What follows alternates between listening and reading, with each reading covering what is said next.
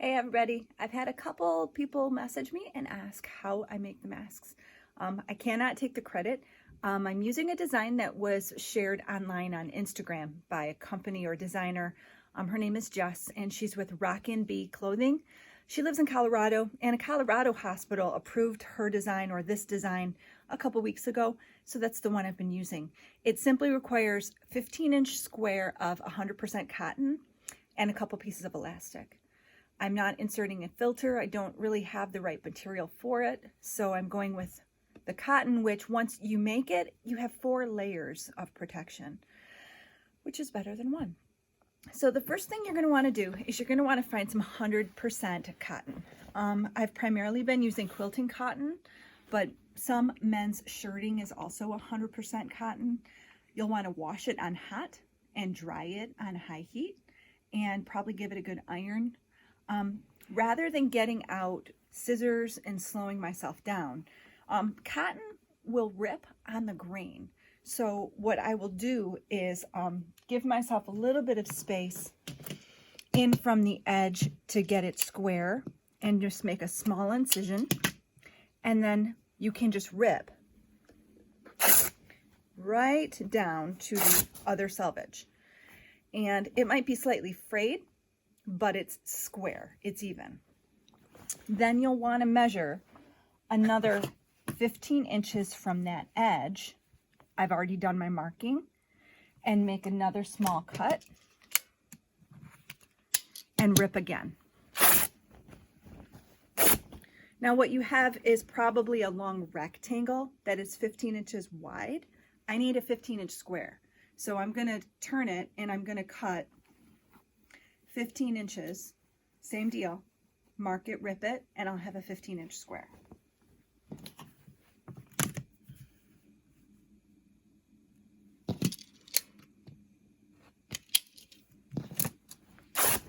And now I am ready to start sewing with my square. All right, so I'm at my machine, I'm ready to sew. I'm going to take my 15-inch square and I'm going to put it right sides together. And I'm going to sew down one side from edge to edge. I use a 1/4 inch seam. That way you have more surface on the face covered. And just make sure you're giving yourself enough space so that it won't come apart in the wash. I like to back stitch a little because I am going to be turning this right side out in just a minute. I don't really use pins. When you rip it on the grain, it stays really nice and square. And once I get started, I might go to the end and make sure those match up and pinch and pull. Make sure my other edges are matched up. If you want to use pins, you can. It might just be that I'm more comfortable with the machine and the construction, but it's your call. At the end, I'm going to back stitch again, because like I said, I'm going to flip this right side out at the ironing board. All right, so we're at the ironing board. I'm going to take the tube, I'm going to turn it right side out. Now the seam that we just created, I'm going to put it kind of in the middle. Some designs I've seen that put it on the edge, but since we're going to end up with 4 layers of fabric, that can make that edge seam kind of thick and hard for some machines to get through. So I put it somewhat in the middle. I'm not getting my ruler out. I'm just smoothing it out to make sure my edges line up. And then I'm going to give it a press. Down the middle, out to the edge. And I'm using steam. And then I'm going to fold it in half again. And this is where your 4 layers of protection comes into play. We started with 1. It's now 2 from the fold and the seam. And when we fold it again, this is where you're getting 4 layers of cotton between the outside and your nose and mouth. So we have something close to a square. That seam is on the inside, so no one's going to see it. And we have 1 folded edge and 1 raw edge. And what we're going to do next is go to the table and we're going to make markings on where we want to make that pleat. Oh, I'm sorry, no. We're going to go to the machine. We're going to stitch this closed so that it won't open. I have what's called a serger, and what this does is it finishes an edge. It looks like this when it's done. That encloses the raw edge so that it just makes it a little cleaner and it will be able to endure washings. But I understand that not everyone has this machine. So if you're just working with your normal everyday machine, you can do a zigzag along that edge or just baste it closed so that they stay together. Again, I'm using about 1/4 inch.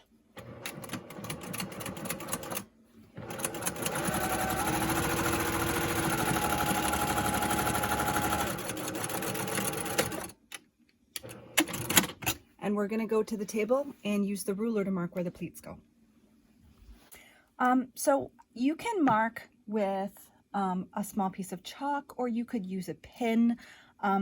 I have these Frixion pens, which disappear when you apply heat. So these are really nice when you're sewing. I understand you might not have them at home. So all I'm going to do is mark from the bottom fold edge. I'm going to mark 1 inch up from there and another inch, and I'm going to mark every inch from the folded bottom up until I get 1.5 inches from the top. You should have 6 marks, and I'm going to do the same thing on the other left edge as well. Every inch. These are where you're going to join to make those pleats happen. And now I go back to the machine. So a couple weeks ago, when I started to get the impression that this was going to become something that I might be asked to do a lot of, I went online and I ordered 1/4 inch wide elastic, and I ordered a large roll of it. Again, I understand you might not have this on hand. 1/4 inch is the most comfortable, it seems, from the masks I've made and the people who have reported wearing them. If you don't have 1/4 inch elastic and you're using, I know some people say they're using hair ties and they're cutting them in half. I suppose that works as well. I haven't done any like that though. So I'm going to show you using the 1/4 inch elastic. I have 2 pieces that have been cut 8 inches long, 2 8-inch pieces. And what I'm going to do at the machine is I'm going to take that square that we just marked every inch on, and I'm going to start up here at the raw fuzzy edge. I'm going to fold this edge over and wrap it across the top of this elastic. So I'm placing the elastic behind, maybe 1/2 inch or so, and then I'm going to fold it right over the top like that and pinch it. I'm going to put it in the machine, and I'm going to top stitch over that repeatedly, backwards and forwards, backwards and forwards, to secure that elastic.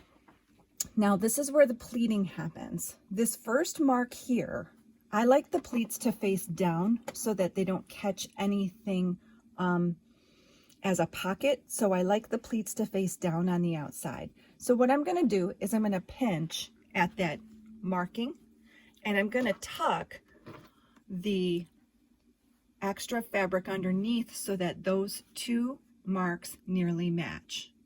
That's my top notch and my second one that's 1 inch below it. Now if you want to pinch it and pin it and then sew it, you can. Like I said before, I'm pretty comfortable with pinching and sewing. I'm not going to back stitch now. I'm actually going to go all the way down to the bottom, turn around, and top stitch over everything.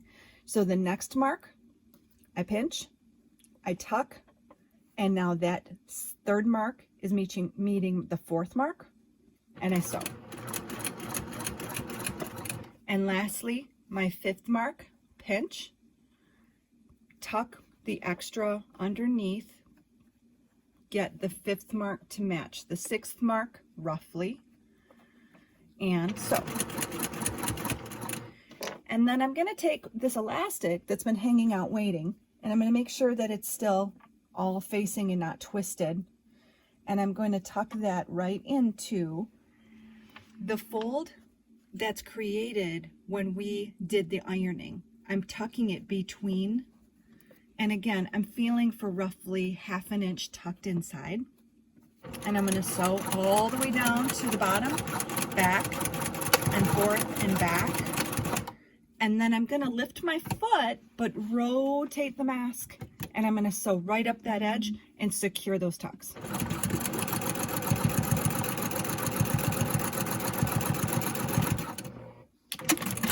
We're going to do the same thing on the other side, but I found it easier to just go on this side from the fold, not the fuzzy part.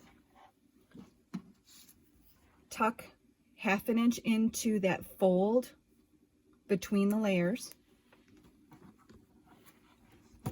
back and forth.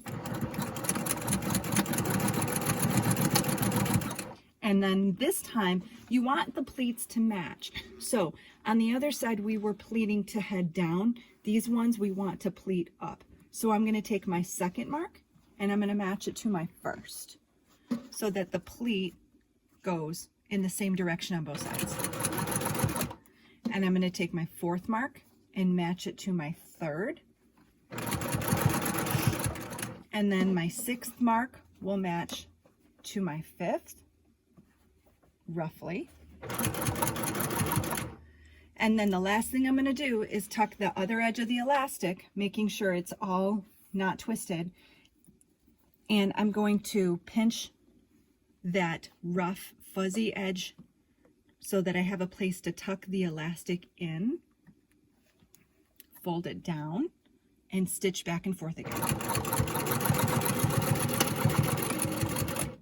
Now, I'm going to leave my needle in about 1/4 inch from that tuck because I need to secure this rough fuzzy edge. So I'm going to lift my foot, but with the needle down. I'm going to rotate it 90 degrees. I'm going to put that foot back down. And I'm now going to sew across the top of the mask so this fuzzy edge isn't sticking out. So I just fold over roughly maybe 1/2 inch, a little less than 1/2 inch, and hold that down in place by pinching. And now I'm going to go across, same thing, 1/4 inch, all the way across.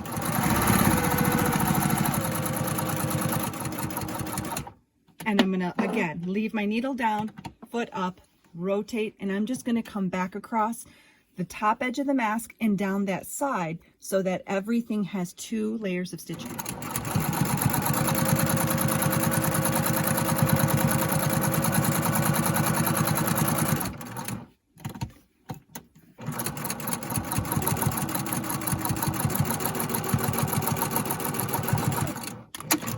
That's it for the sewing. We're going to head one more time to the ironing board and get rid of those marks and press it flat. So I have everything sewn. I just am going to give it one more press. I'm going to remove those markings I made.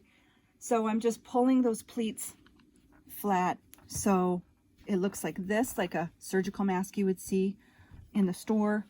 And I'm just going to iron, give it a little steam. And like I said, those red marks, they're gone. The Frixion pen is heat active. So I'll flip this over and I'll give it one more there. And you are ready to wear your mask. The top stitching that we turned the fuzzy edge down, that goes up. So the outside pleats face down. And then you can just wear your mask or share it with whoever you need to. I hope that helped. Let me know if you have questions, okay? I'll talk to you guys soon. Stay safe.